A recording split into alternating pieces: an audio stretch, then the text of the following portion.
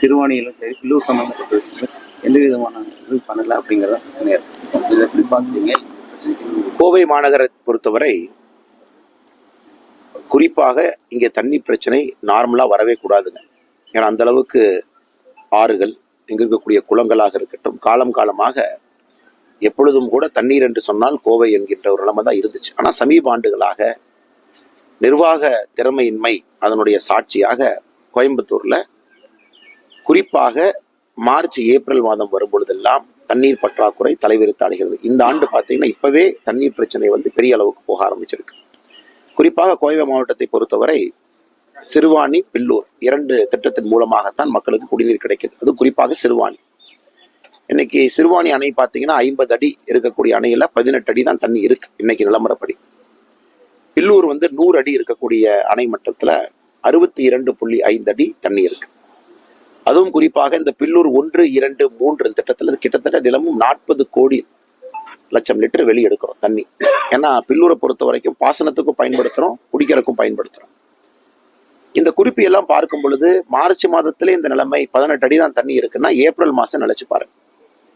இதற்கு கிட்டத்தட்ட கடந்த 20 ஆண்டுகளாகவே இதை சரிவர கையாளாகாம, குடிநீர் வசதிகளை மேம்படுத்தாம, குறிப்பாக ஏரி குளங்களை பதப்படுத்தாம, அதில் தண்ணீரை தேக்கி வைக்காம, குறிப்பாக இந்த வறட்சி காலங்களுக்கு தன்னை தயார்படுத்தாம மாநில அரசனுடைய அலட்சிய போக்கு இன்னைக்கு கோயம்புத்தூர்ல எல்லா மக்களுமே அவதிப்படுறாங்க. 15 நாட்களுக்கு ஒரு முறை குடிக்கிற தண்ணி இன்னைக்கு வருது. 15 நாட்களுக்கு ஒரு முறை.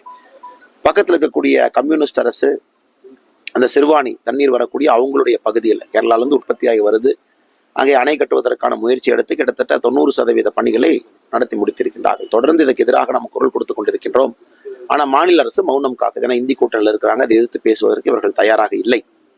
ஆனால் இன்னைக்கு நிலைமை ரொம்ப மோசமா இருக்கு. உடனடியாக மாநில அரசு கண் விழித்து கொண்டு வேகமா பேசி நிலைமையை சரி செய்ய வேண்டும். இல்லைன்னா ஏப்ரல் மாதம் இன்னும் அபாயகரமாக, இன்னும் மே பற்றி நீங்க பேசவே வேண்டாம், ரொம்ப அபாயகரமா போயிடும். இன்னைக்கே வரலாறு காணாத குடிநீர் பிரச்சனை கோயம்புத்தூர் நகரத்துல இன்னைக்கு இருக்கு. வரலாறு காணாத பிரச்சனை.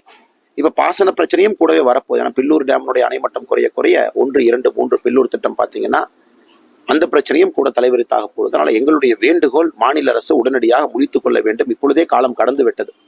இதை சரி செய்வதற்கான எல்லா முயற்சியும் போர்க்கால நடவடிக்கை எடுக்கணும். ஏன்னா தேர்தல் நேரம் என்பதற்காக மாநில அரசு மெத்தனமாக இருப்பார்கள். ஏன்னா எல்லாருமே இந்த model code of conduct, election வேலையின் அதிகாரிகளும் பெருசாக கவனம் செலுத்துவதற்கான வாய்ப்புகள் இல்லை. இன்னைக்கு தேர்தலை விட முக்கியமான பிரச்சனை கோயம்புத்தூருடைய குடிநீர் பிரச்சனை. அதற்கு தீர்வு கொடுக்க வேண்டிய கட்டாயம் அரசுக்கு இருக்கு. அவர்கள் உடனடியாக தலையிட்டு இதை சரி செய்ய வேண்டும் என்பது எங்களுடைய கோரிக்கை. ஒவ்வொரு தடவை மத்திய அரசு நிதி ஒதுக்குது சார் தூர்வாரதற்குன்னு சொல்லி. அந்த நிதிகள் சரியான முறையாக நிலத்தடி நீர் மட்டும் அதான் பிரச்சனைங்கண்ணா. பிரச்சனையே ஒரு தொலைநோக்கு பார்வையோடு மத்திய அரசு குறிப்பாக நீர்மட்டத்தை உயர்த்துவதற்காக எல்லா வேலைகளும் செய்யறாங்க. நமக்கு தெரியும், முதலமைச்சராக அப்ப இருந்த திரு நரேந்திர மோடி அவர்கள் தன்னுடைய முதல் ஆட்சியில 100 நாள்ல 1 லட்சம் குளம் வெட்டினாங்க. மக்களை எல்லாம் சேர்த்து 100 நாள்ல 1 லட்சம் குளங்கள் அந்தந்த கிராமத்துல வெட்டினாங்க. ஒரு மக்கள் மூமெண்டா.